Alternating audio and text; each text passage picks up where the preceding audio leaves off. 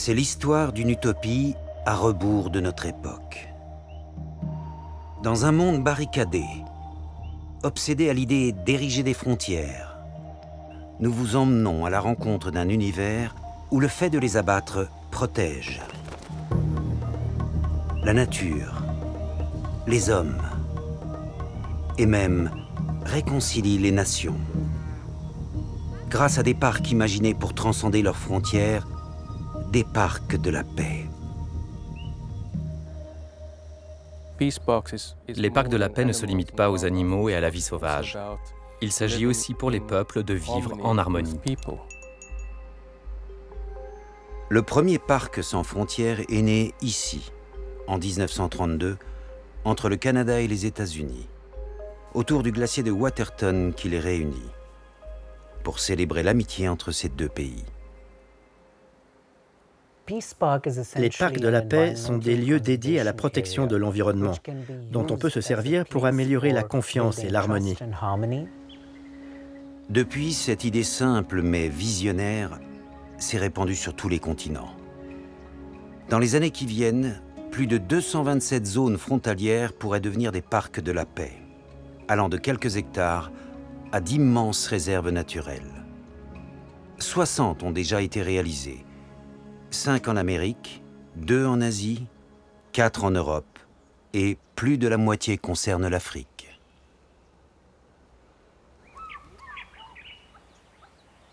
Sur une terre fracturée par des frontières coloniales tracées artificiellement au XIXe, ces parcs sans frontières n'ont pas seulement pour but de réunir les écosystèmes et de sanctuariser la vie sauvage. Concrètement, ils permettent de développer l'économie des pays frontaliers, grâce au boom de l'écotourisme. Une écologie profitable qui pousse les nations à coopérer et parfois même à dépasser d'anciens conflits.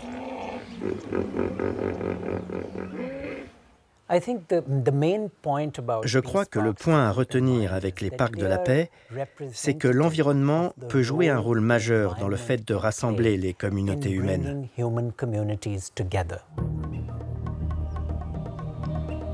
Cette utopie en marche, où se joue l'avenir de l'Afrique et peut-être du monde, était l'un des derniers rêves de Nelson Mandela. It is important if various countries across boundaries work together, that unites those countries, and the boundaries become something unimportant.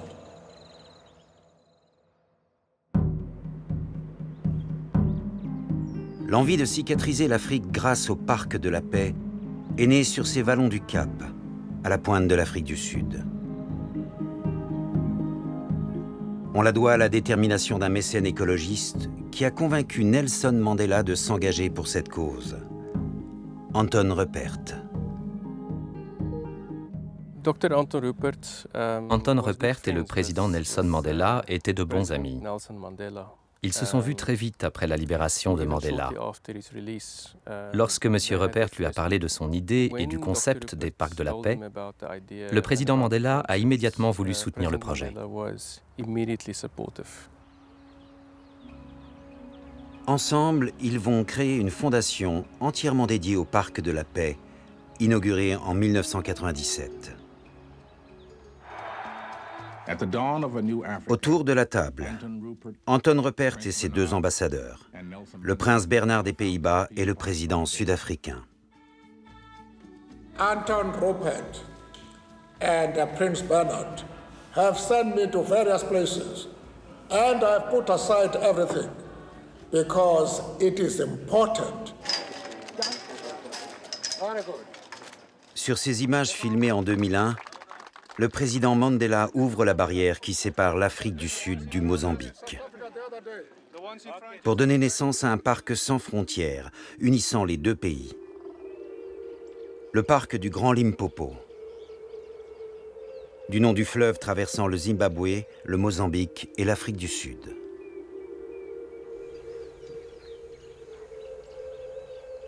Il a fallu 10 ans de négociations politiques et la fin de l'apartheid pour surmonter cette frontière séparant deux pays longtemps déchirés par la guerre. 20 ans plus tôt, de 1976 à 1992, des rebelles armés alors par le régime sud-africain de l'apartheid ont combattu le gouvernement communiste du Mozambique soutenant l'ANC de Mandela. Une blessure que ce parc de la paix a su refermer. Quand on y réfléchit, le parc transfrontalier du Grand Limpopo, qui a été créé entre le Mozambique et l'Afrique du Sud, réunit deux pays qui ont souffert pendant des décennies de la guerre civile ou de l'apartheid. Et pourtant, ces deux territoires sont parvenus à mettre de côté ces obstacles incroyables pour aller de l'avant et dire « Oui, il y a cette frontière internationale entre nous, cette clôture qui nous sépare, et nous sommes d'accord pour la faire tomber. » C'est une décision très progressiste, très visionnaire, quand on pense qu'elle a été prise il y a 15 ans. À l'origine de cette vision portée par Anton Rupert et sa fondation, il y a une volonté écologiste. Agrandir la surface du plus grand parc animalier d'Afrique du Sud, le parc Kruger. Ces barrières ont été érigées en 1961 pour protéger la faune de l'extinction. Depuis, plusieurs portes d'accès ont été aménagées pour laisser entrer les touristes.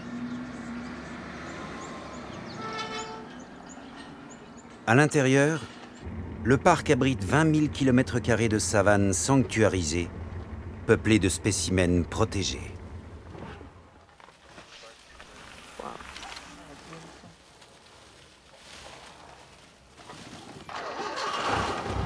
Ces éléphants sont libres d'aller et venir. De rares routes permettent de les admirer, parfois de très près.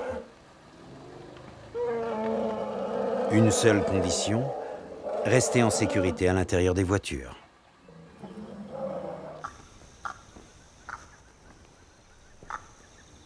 Sur des milliers d'hectares, seuls quelques espaces permettent aux visiteurs de sortir de leur véhicule pour observer la nature.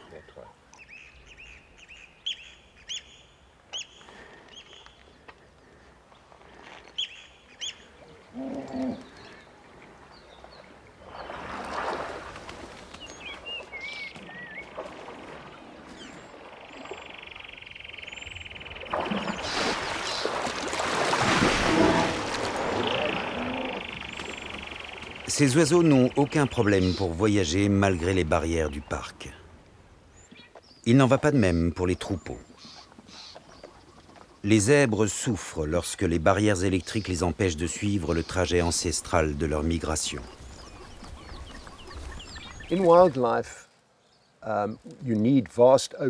La nature a besoin d'espaces ouverts et vastes pour les grands animaux.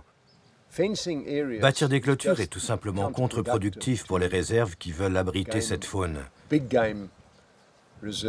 Or, ce sont précisément ces animaux que les touristes viennent voir.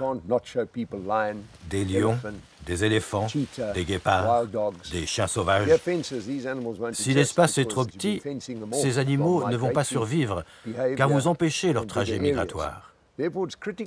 C'est pourquoi il est si important de créer de grands espaces, et la raison pour laquelle les barrières doivent tomber. C'est dans cet esprit, pour agrandir l'espace dont ont besoin les animaux, que la Fondation des Parcs de la Paix a voulu réunir les écosystèmes sud-africains et mozambicains.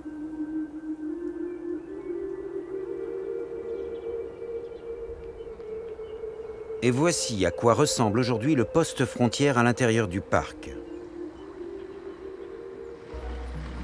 La porte de Giriando. Une simple formalité qui permet de passer du Kruger au Grand Limpopo, de l'Afrique du Sud au Mozambique.